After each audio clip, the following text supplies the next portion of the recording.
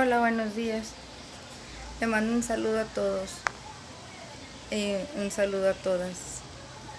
Eh, Primeramente le doy gracias a Dios porque me permite un día más de vida y porque voy a salir y quiero que Dios bendiga mi entrar y bendiga mi salir. Bendiga mi salir y bendiga mi entrar. Le mando un saludo porque no le he llamado a mi hermana, que sabes que te amo, Elizabeth. Y otro saludo muy especial a mi niña bella y hermosa. Te amo, mija. Ando bien, sumamente ocupada con lo de la escuela y todo eso. Y un saludo a mi amor. Así de grandote, grandote, grandote. Sí.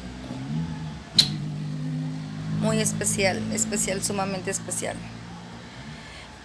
¿Por qué? Porque se lo merece. Se merece eso y se merece más.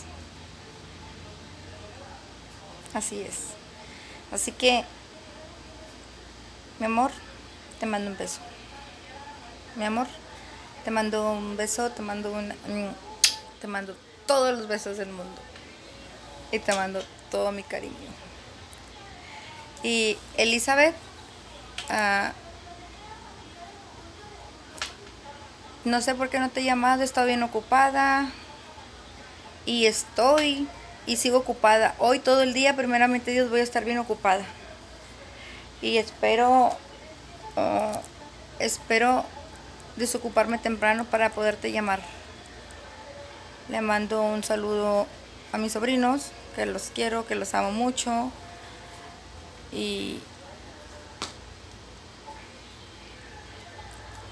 a todas las personas que me aprecian y me quieren bien, les mando un saludo. A las personas que me quieren, les mando un saludo, les mando un Dios te bendiga.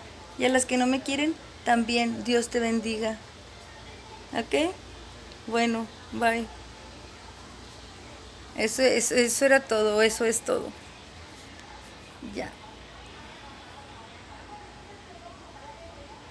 Ay, buenos días.